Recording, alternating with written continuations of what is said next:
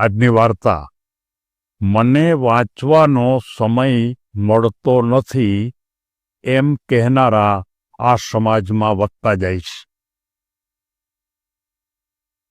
મિત્રો, તમે જ્યારે ખરેખર 50 કે 100 વ્યક્તિની સાથે વાત કરશો તો એમાંથી મોટાભાગના એવા કહેશે કે મને વાંચવાનો સમય મળતો નથી.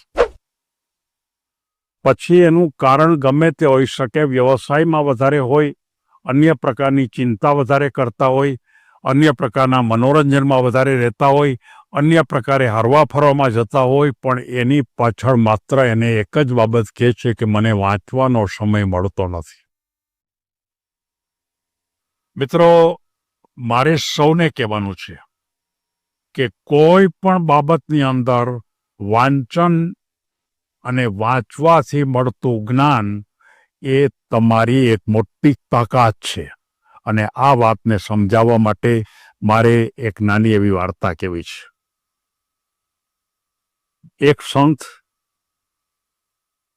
બધા જે સાંભળવા માટે આવેલા એ બધાની સાથે વાત કરતા હતા અને બધાને એમ કહેતા હતા કે જીવનની અંદર તમારે શાંતિ જોઈતી હોય, સ્વસ્થતા જોઈતી હોય, જીવનમાં તમે મજા કરો, જીવનમાં તમે આનંદ કરો, એ બધી જ બાબતો જો તમારે કરવી હોય તો એને માટેનો માત્ર એક જ રસ્તો હું બતાવું કે તમે નિયમિતપણે થોડું વાંચન રાખો. મિત્રો, નિયમિતપણે વાંચન રાખો એનો અર્થ એ થયો કે આપણે કોઈ દિવસ એવું નક્કી કરીએ કે આજથી હું રોજના 2 કલાક વાંચીશ, તો તમે 2 કલાક વાંચી શકવાના નથી. કારણ કે 2 કલાક વાંચવા માટે તમે તમારા મનને તૈયાર કર્યું નથી. તમે જ્યારે નક્કી જ કર્યું છે કે કાલથી મારે 2 કલાક વાંચવું છે, એટલે તરત જ તમારો મગજ વિરોધ કરશે કે તમે વાંચી ન શકો, તમને વાંચવું ગમતું નથી, તમને વાંચવામાં રસ નથી, તમે માત્ર હરવા ફરવામાં જ મજા કરો છો, એટલે તમે વાંચી નહીં શકો. પણ સંત એમ કહે છે કે મારે તમને જો ખરેખર વાંચનની ભૂમિકા ઉપર લઈ જવા હોય તો એનો એક રસ્તો છે કે તમે મિની હેબિટ્સ ડેવલપ કરો.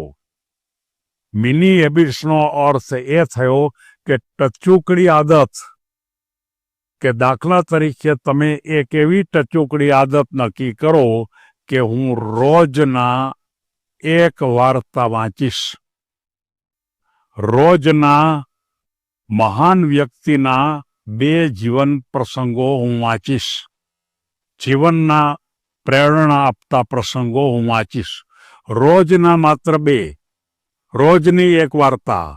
અને જો તમે આમ નક્કી કરો તો એને માટે માત્ર ને માત્ર 10 મિનિટનો સમય લાગે. આ દુનિયામાં 10 મિનિટ કોઈને ન મળતી હોય એવો એક પણ માણસ ન હોય.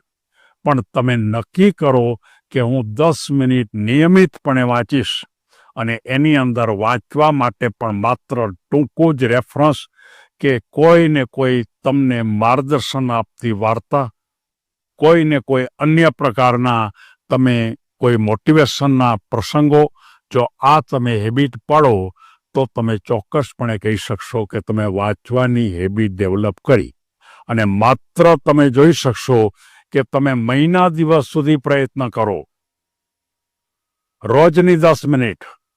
મારે ફરી એકવાર કહેવું છે કે રોજની 10 મિનિટ એટલે એ કમ્પલસરી. પણ તમને જો કોઈ વાર મૂડ હોય તો તમે અડધી કલાક વાંચો. કદાચ તમને બહુ આનંદ થાય ને બહુ સારું પુસ્તક વાંચવા માટે આવ્યું હોય તો તમે 1 કલાક વાંચો. વધારે વાંચવાની છૂટ, પણ નિયમિતતાથી. તમારી તબિયત સારી નથી, આજ તમે થાકી ગયા છો, આજે તમને મજા નથી, આજે તમને માથું દુખે છે, તો પણ 10 મિનિટ વાંચવું જ. ટચુકડી હેબિટ, ટચુકડી આદત. અને ટચુકડી આદત ઉપર મેં એક પુસ્તક લખ્યું છે, ડિજિટલ પુસ્તક. અને એ પુસ્તકમાં કેવી રીતે આ આદત પાડવી જોઈએ. અને એ આદતો માત્ર વાંચવા પૂરતી નથી, કોઈ પણ પ્રકારની ટચુકડી આદત આપણે પાડી શકાય. અને એ માટે મારે આજ તો માત્ર આટલી જ વાત કરવી છે કે તમે આટલું વાંચન કરો. હવે એની ફલશ્રુતિ હું એ સંતે કીધું કે તમે રોજના 2 મહાન વ્યક્તિના કોઈ પ્રસંગો વાંચો અને તમે જો કે 365 દિવસ એટલે કે 1 વર્ષની અંદર તમે લગભગ 700 જેટલા મહાન વ્યક્તિના પ્રસંગો જાણતા હો. તમે જો રોજની એક સારી વાર્તા વાંચતા હો તો તમે 365 દિવસની અંદર તમે 365 સારી વાર્તાઓ વાંચી શક્યા હો. અને જો માત્ર 2 કે 3 વર્ષ તમે જો વાંચવાનો કાર્યક્રમ નક્કી કરો અને આ જે ટચુકડી આદતને સ્વીકારી લો તો એ સંત એમ કહે છે કે તમે 2 કે 2.5 વર્ષમાં તમે વિદ્વાન બની જાઓ. તમે ખૂબ વાતો સારી કરી શકો સમાજમાં, તમે કોઈને મોટિવેશન આપી શકો અને તમને ગોતતા ગોતતા પણ અનેક માણસો એમ કહે કે અમને કંઈક વાત કરો. અને આ વાત કરવા માટે વાર્તા અથવા તો પ્રેરક પ્રસંગો એ સૌથી અગત્યનું છે.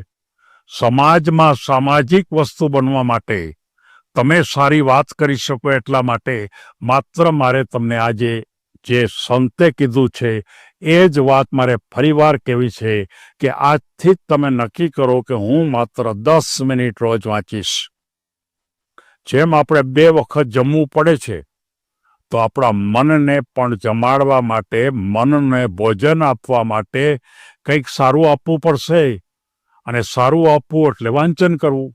અને જો તમે વાંચન કરવાની ટેવ પાડશો અને તમને જો 1 વખત વાંચન કરવાની જો ટેવ પડી જશે તો હું તમને ખાતરીપૂર્વક કહું છું કે તમારા જીવનનો જે આનંદ છે, જીવનમાં જે મજા છે, જીવનની અંદર જે ખરેખર ઉલ્લાસ છે એ બધી જ તમારી પાસે દોડતું આવશે. તમારી પાસે કોઈ ખરાબ વિચાર નહીં હોય, તમારી પાસે ખરાબ માણસો નહીં હોય, તમારી વાતો ખરાબ નહીં હોય અને તમે કોઈની સાથે પણ વાદ વિવાદમાં પડશો નહીં.